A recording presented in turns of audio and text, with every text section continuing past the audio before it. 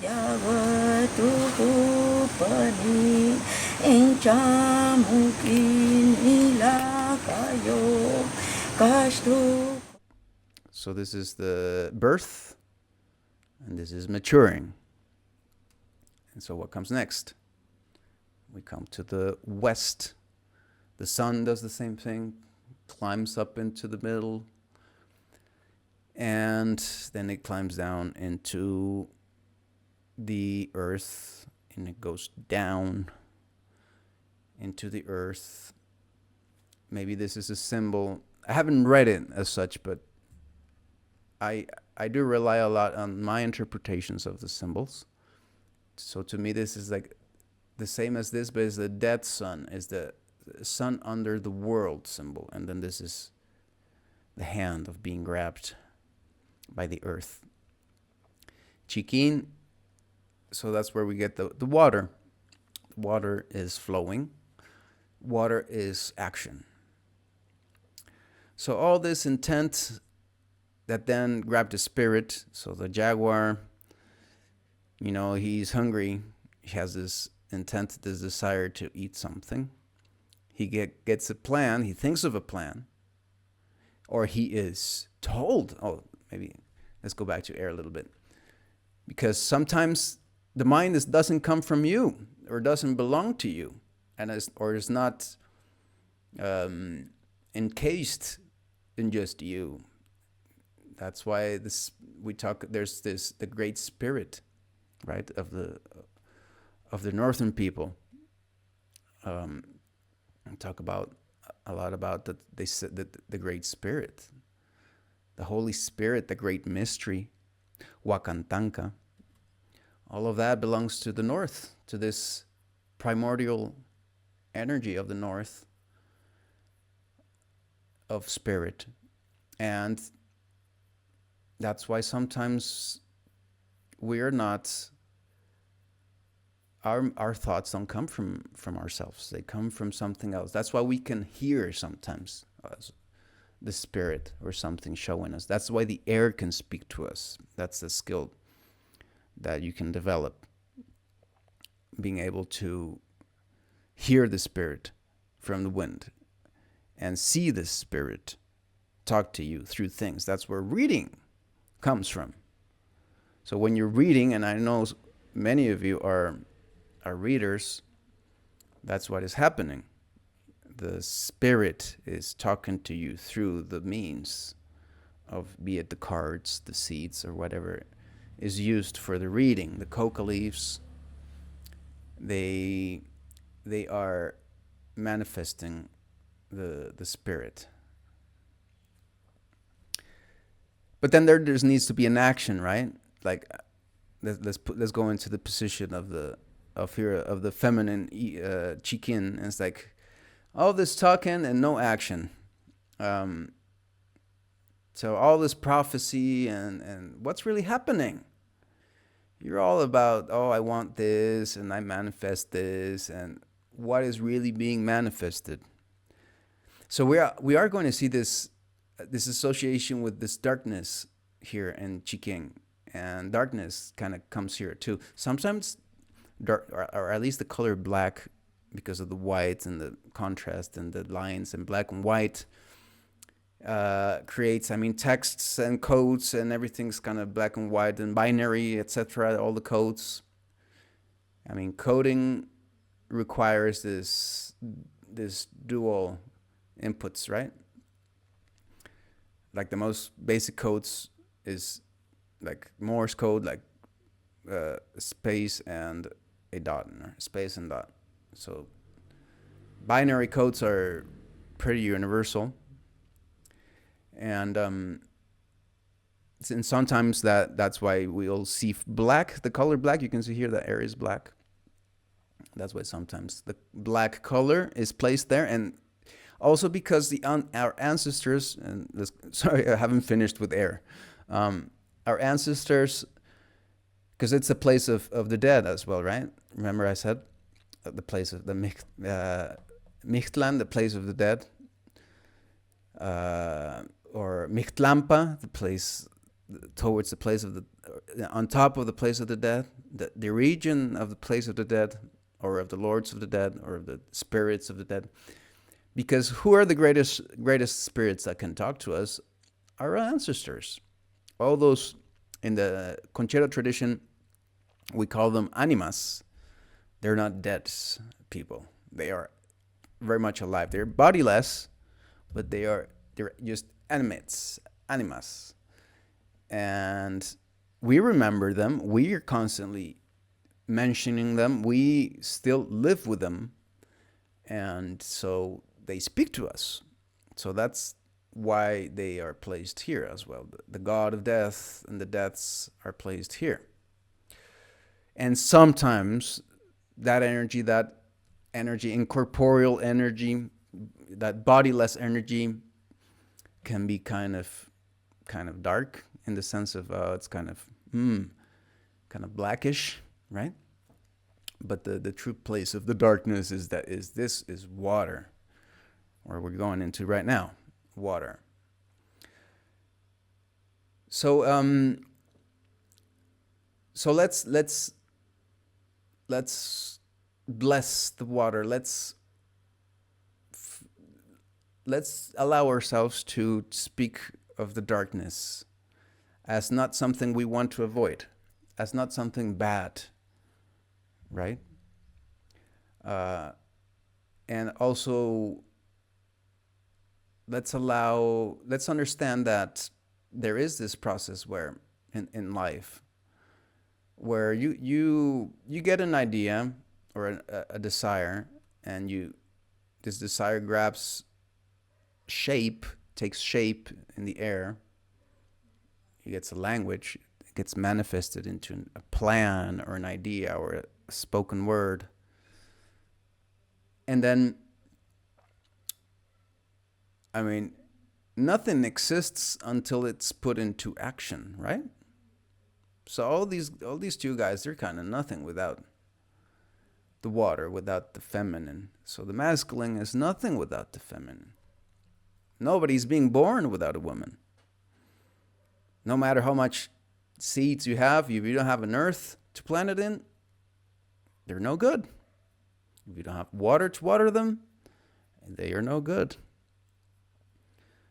So in that process, of course, things get filtered. It's like not every single manifestation, not every single seed sprouts out of the ground. That is just a natural thing. Not every single seed is allowed to thrive. And that can be seen as a dark thing, right? Kind of in a primordial sense.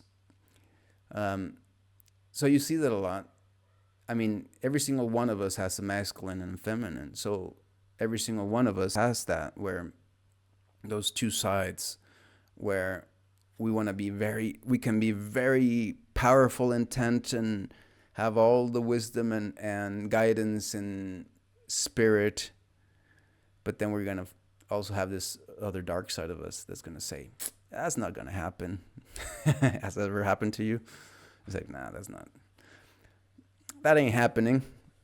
We have our realistic side, and we need to have it, right? So it's very common to see a lot of practices, a lot of teachers of spirituality kind of just, well, if we take this out, everything's so beautiful without that, right? It can all be just intent and power, and now can all be just all about wisdom and spirit, and it can be all about the beauty and the remembrance and the art of life. And let's just leave that part of the darkness out. Let's just leave that part of, hey, there needs to be some type of a filter. There needs to be some type of a medium, some type of what's a medium? So we're going to learn as we go into the 20 signs, which are going to describe this 4-element process in a much clearer detail, because we're going to go into 5 cycles of it. So it's going to be very exciting. And there we're going to see that in the water, in the Chiking, in the west, is time and space. So time and space is the mean, is the place where all this is being manifested. That's where we are right now, right? You would agree with me on that. We are in a planet that is in the cosmos, but the whole planet and the whole cosmos has kind of like an assemblage point, which is time and space. We are like joined by that, this nowness, this now moment, right? We're in the now. Everybody is in the now, at least those who are alive and have a body, right? But even the ones that are dead are also bound. The animas are also bound by the now. In the cosmos, outside of that, when you leave your time and spaceness, it is still bound by the time and space. So the cosmos created this earth for a reason, because it's a reflection of it, because it seeks to reflect itself in it. We chose to come to this earth because we wanted to have that experience through the filter of time and space, through the limitation, because it's a limitation. So life is a limit. Have you ever felt that? I think we all feel when we're kids or even beyond, that's, oh, life is so limiting. Like my spirit is just so full of ideas and creations, and they don't come. I hate this. I want to die. I'm not happy with this world because I can't have the full expression of my spirit here. Has anybody had that feeling? And I think this is a great healing, teaching this, because I'm teaching it to myself. Like, I know you guys are listening to it, but to me it's also like, wow, because it helped me saying it, because it takes me to a new layer of understanding it each time I teach it, and it helps me. I'm feeling right now that, wow, isn't that, oh, thanks to this understanding, now I can be more at peace, understanding that, yes, there is a filter. I can't, maybe, yeah, I will be manifesting a lot of more things from my spirit that haven't been able to manifest, will be manifesting. A lot of things that I've wanted to live, I will live at some point in this life. Maybe not everything, but more, of course. I'm not close to my death yet. We can know that, actually. There's a way to know that. And so this is that bounding, limiting, filtering dimension energy that now you will learn when we go into the 20 signs. Time and space is only one of the 5 signs of water. So there are other dimensions, other places where things manifest. And one of those is the dream realm. So time and space, this cosmos, is only one of the manifestations in the water. Another one would be the Ak'abal, the great night, the great dream world. So there is a great dream world. And I'm pretty fine in that place. In that place, it's a little more, I find that it's a little less limiting and I have fun in that place. I fly a lot. Like, I fly in my dreams quite a bit. Not lately, but I've flown years past. And so that's a way to describe this element, to understand it. Flow in continuation, so that all those strings that get a code And the structure, well, they need to actually fit into the code and the structure of the water, of how it's going to flow in time and space. How are you going to fit all this into the actual plan of evolution, of how time is this process of untangling a string or putting together things on a single string? There is a sort of lineality in that, of putting things into an order, chronological order. Things do kind of get placed this first, this needs to happen before this. That if that didn't exist, biology wouldn't exist. Biology needs that, that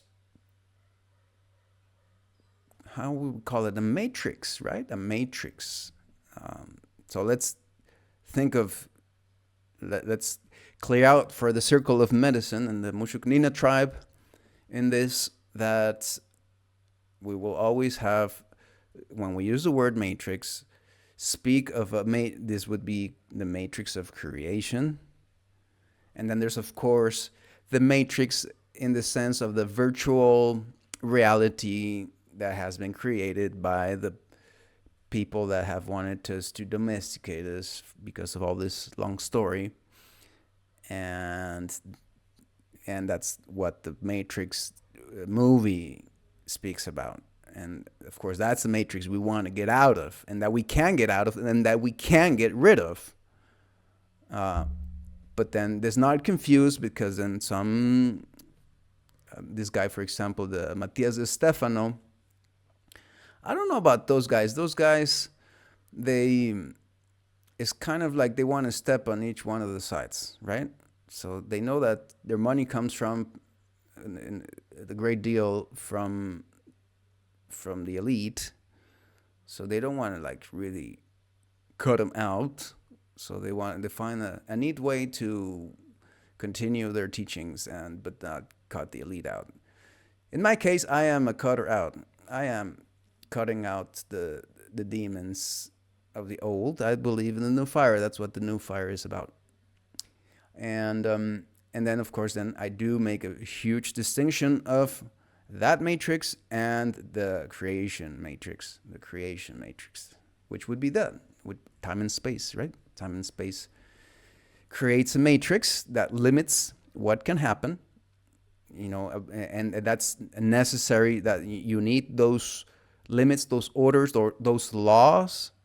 So you need the gravity, you need the movement of the stars, which create the time, so that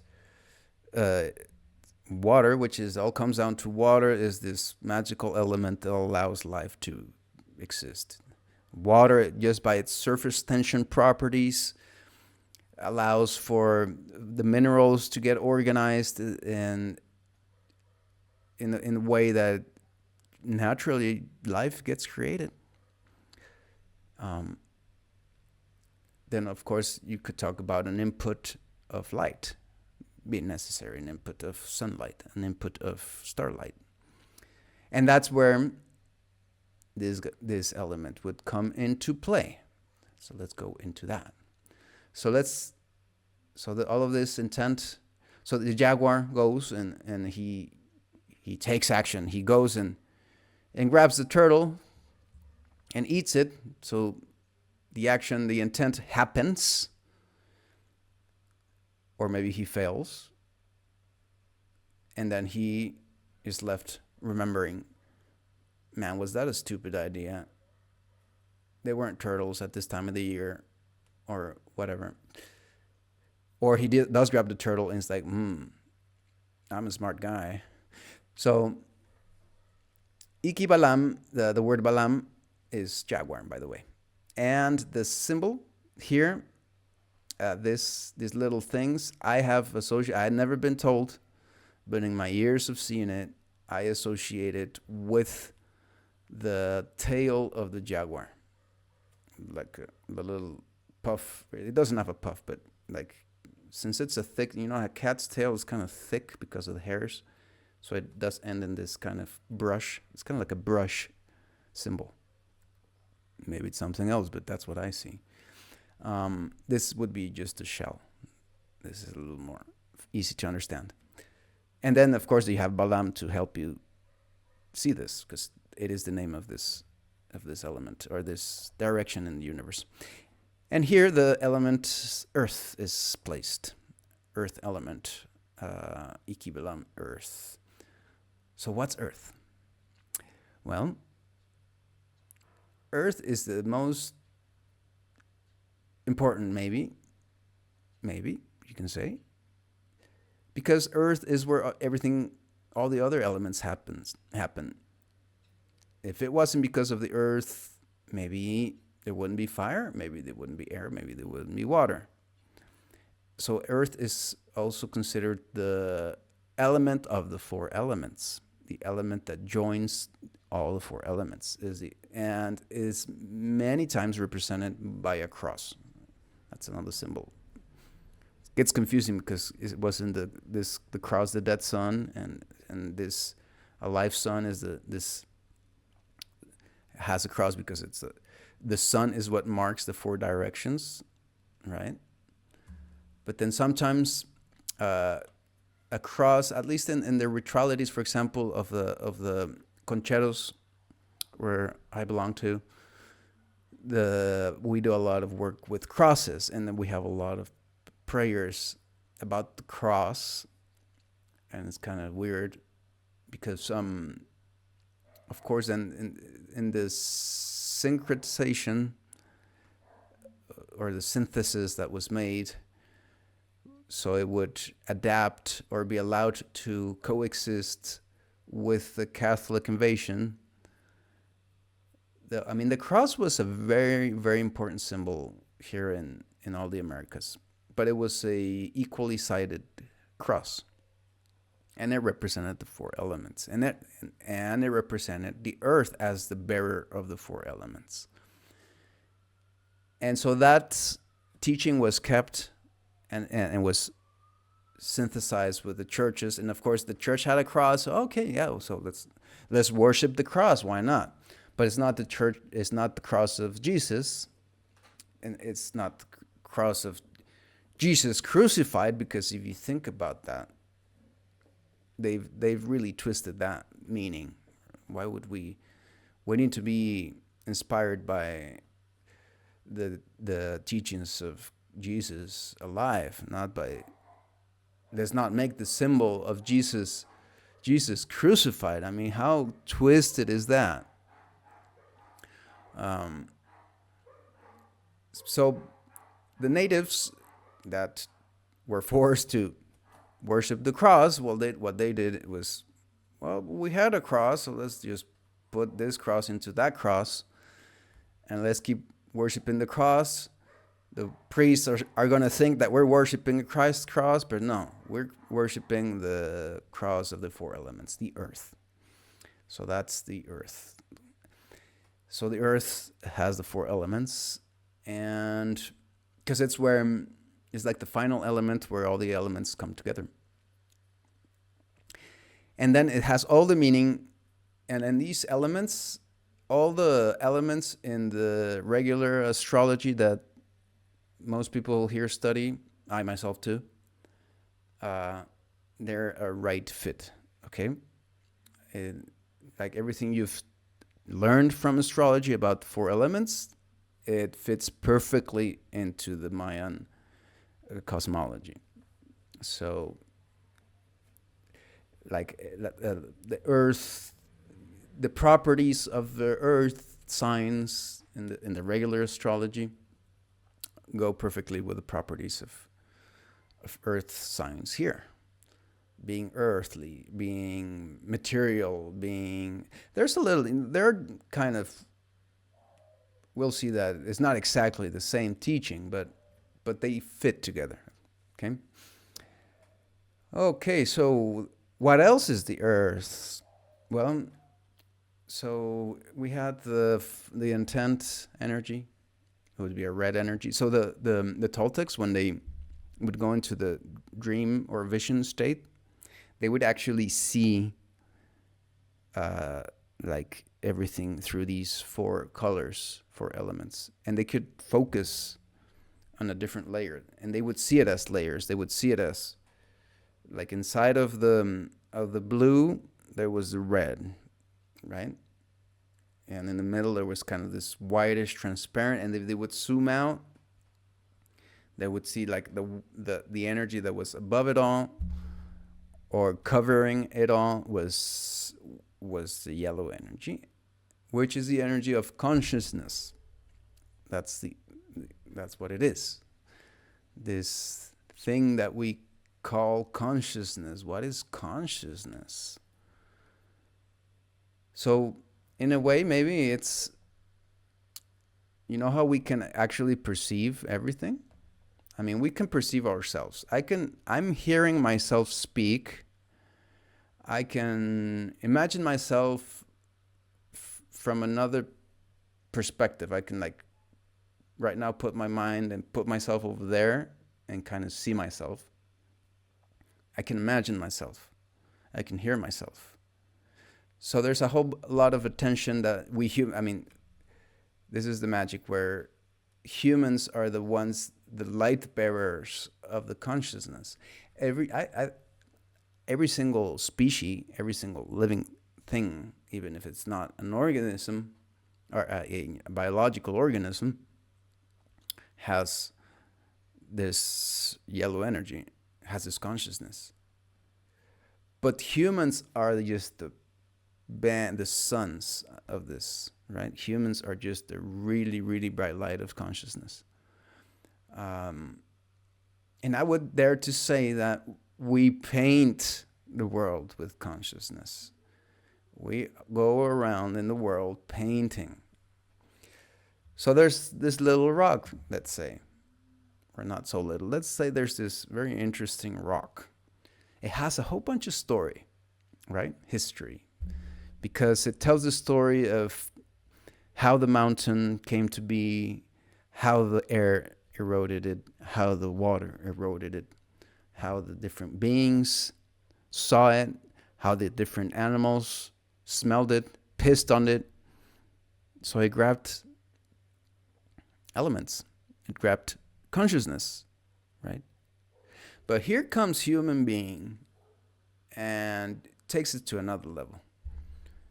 I think human beings have, and this I learned from the Andean teachings. Human beings, we are the crucial, but then I did kind of learn it from the Toltec, but I got a clearer image from the Andean world about this, where humans are the crucial. We have a purpose, and this is told in the Popol Vuh, in the creation stories that you guys should be studying by now, at this point in the course. You're going to see that, human beings are, in that story, the gods that created human beings, they were like, oh, we created them and they didn't remember us. So why would the gods care that they don't get remembered by their creations? And I'll tell you the secret. It's because they wouldn't exist. It's a reciprocal thing. God creates a being that can then create God. It's a weird back and forth kind of thing. And then, of course, the story tells of these beings that failed in that. And we can even see that now. A whole bunch of beings going around that have failed. They're just totally unconscious. They have no consciousness, almost. They do have some, but it's very, very opaque. It's very, very limited. It's very, very dominated and not shiny. And they're not conscious. They really don't know they're just limited to what they can see and use their physical senses to perceive, and that even is limited a great deal, to a point where they're just barely able to keep the anxiety down. right? Or not even that. Need to drug themselves to keep the anxiety down, because I would think they would be so anxious of, or maybe they're not. Maybe that's the remedy for anxiety, is just being totally so filtered in how much you can perceive about the light, the consciousness of life, about the the magical energy, the energy that lies behind what you see physically. And so I do think there are beings that have failed in being able to have a consciousness that will lead them to a flowering. So the flower is one of the symbols that is represented, that is placed here, that can be placed here. Xochitl is the last one of the signs. It's also the sun and the flower. They represent that consciousness, that greater consciousness. So what is the consciousness? Is also memory. Us being able to remember things. Think about it. Where is memory stored? And you will discover that equivocally to what mainstream scientific, not scientific, cientista, I'm trying to find a word in English. I don't know the word.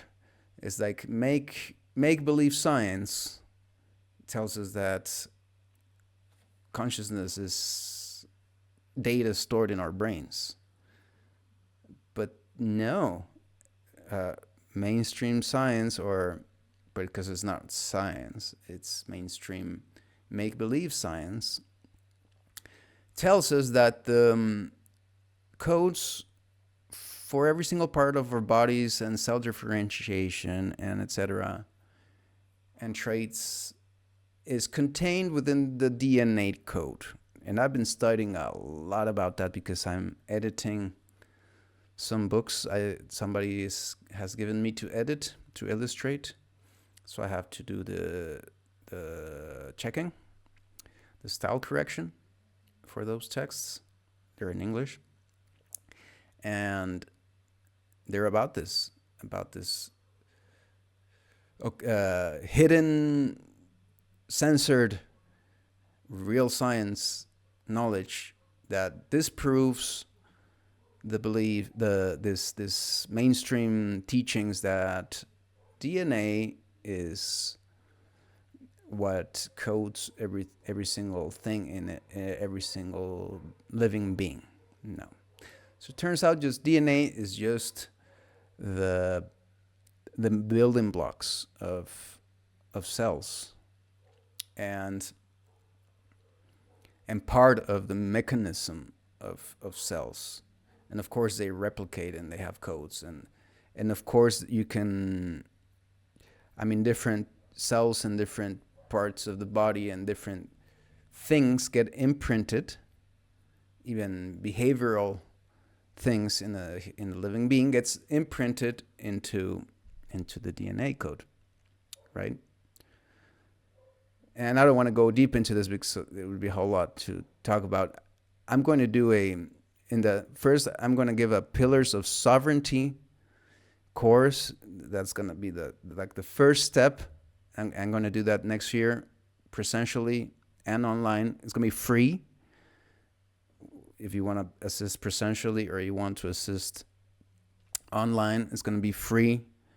And it's going to be, I'm going to give it presentially in the Maya Riviera, or in the Yucatan Peninsula. And sorry, checking if I close the window for my cat. No, it's open. And that's the first step to go into a new set of investigations where I will try to expose all these books and all this work I've been doing, and like try to put this together in a teaching that is comprehensive and easy to understand, because there's a lot of, it's so easy to, and that's one of the strategies. They get us lost in the technicalities, in the technical language, and we're just overwhelmed by that. And it's really not really that, doesn't need to be that overwhelming. It's really simple, actually. But we don't dare really understand it because we're overwhelmed by the technical languages. Okay, why am I saying all this? Because the codes of creation, the codes of what makes living beings take a specific shape, does exist, but it's not, I mean, any material thing that reflects that code, like DNA, is just a reflection. The actual core code is in the consciousness. It's what consciousness is. Akashic records, maybe some will like to call it. It's just a matrix. Maybe this is a matrix too. Maybe we need to start talking about different matrices. It's a whole realm of the universe that contains all the memory, right? All the memory of everything that has been, has been thought of, has been spoken of. And of course, then absolutely everything about every single cell, about every single animal, about every single species, about every single experience that every little piece of a nail experienced. Everything should be stored there, but let's understand that we're barely going to start understanding this. Okay, this is a gate. This is an initiation into a very profound and deep understanding. And so we need to be humble and be serious, be realistic, and say, okay, yeah, so I can channel a lot so far, and I am understanding it very well so far. And I know you guys can understand it very well. You can channel it. You can understand it not because I am telling it to you, but because you are receiving the codes directly from consciousness, directly, you yourself. But then let's be humble and say, well, the intellectual development the writing of that, there's a lot of that pending. And I invite you to be part of the Mushuknina tribe, because that's one of the things we seek to do, is to actually do that serious investigation of writing this down and investigating and experimenting and everything. That needs to be without the evil spirit on top of us and the capitalist God taking over the investigation. So all of that I have said about the Ikibalam, about the earth element, about the earth energy, and which is then the consciousness, the memory, and the last thing would be the symbols, everything that the humans do. What do humans do? I mean, even birds and some animals. I've seen squids in videos. I haven't seen them myself, but in videos, in records, you can of animal behavior. Animals do resort to art. They do art. Of course, then it's kind of a lot less than humans. Like I've been saying, the human brightness of this energy, the human potential of creating this energy is a lot greater, and that's why we have a central role in the universe. Because according to the creation myth or story, we were created by the corn, so that thanks to that we could sustain our memory, sustain our gods, sustain the memory of our creators, sustain the relationship with our creators, with the creator forces, with the creator energies. It speaks a lot about nutrition and how that will push you into having these skills.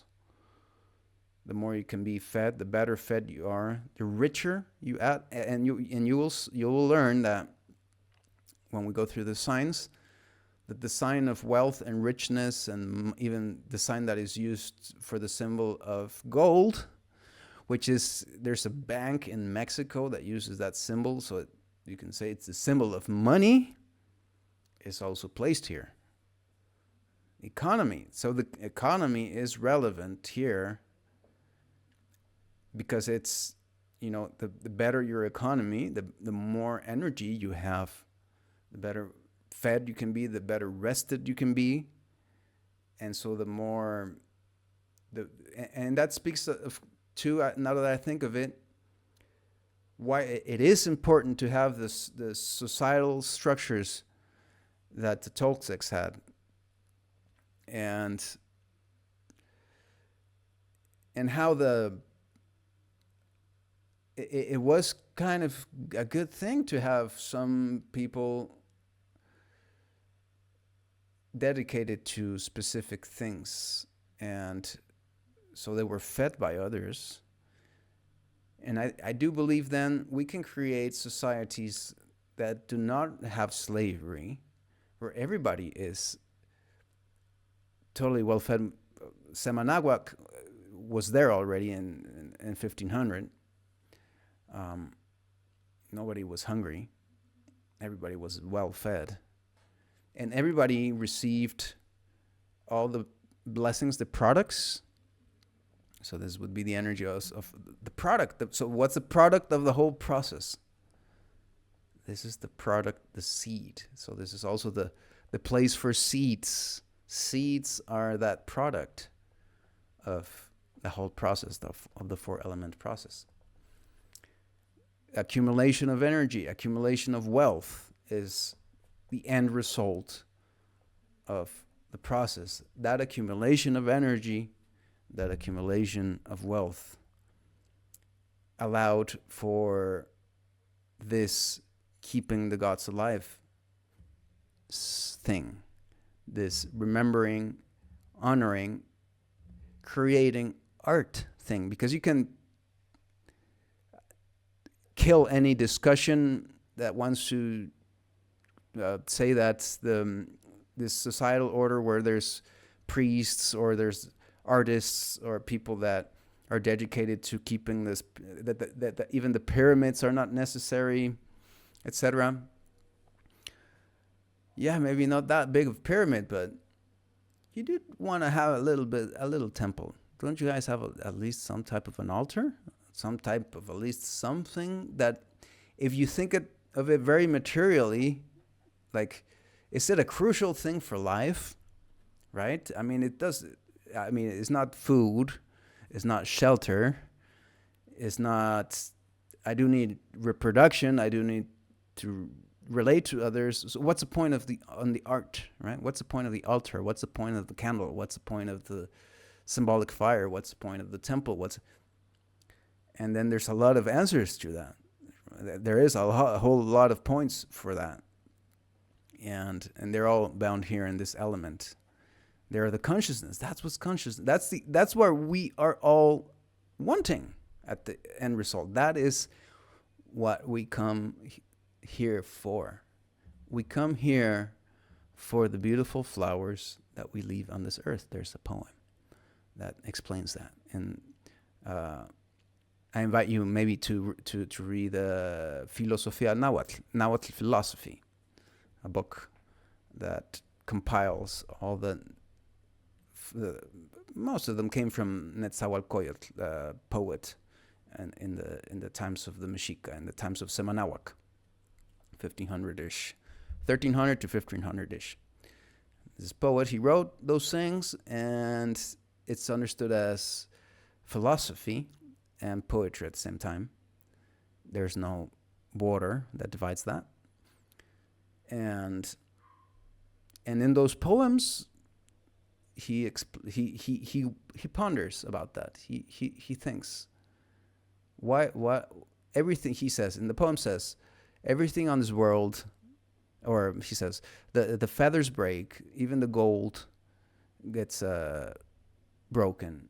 Everything is perishable. Everything perishes. What is it here that remains? What is the point of this life? He was wondering. And then he answers himself and says, it is the flowers. In this case, the flowers is also a Xochitlahtoli, is the flowery word, is the poetry, but then it contains the philosophy. So the philosophy is the point of everything. And in that philosophy comes the relationship and the interaction of the elements and the sacred work. Everything that is sacred, everything that is magical is happening through this element. So this is the flower and the sun and the consciousness and the light. The light of the universe is our consciousness. And it's manifested physically by the sun and by fire, by anything that emits energy. So there you have it. That is the 4 elements. That's a good way to end, with the beautiful message from Elizabeth that says that's beautiful. It is beautiful, and it is a beautiful teaching. This teaching makes so much sense to me and is so helpful to me today. I'm going to hopefully get time to review and take notes. Please feel free to go over the video as many times as you want, and you will continue to find this teaching. It will manifest. It will show up in your life. Now that you have, that's what I call the Yachai healing. The Yachai healing is this part where it's like you know something, but you need somebody to tell you.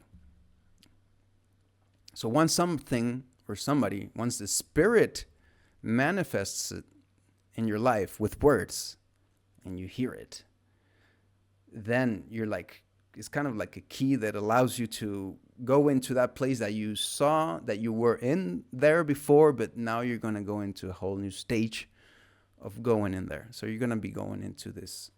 You're going to be learning this, and it's going to show up in your life. Okay?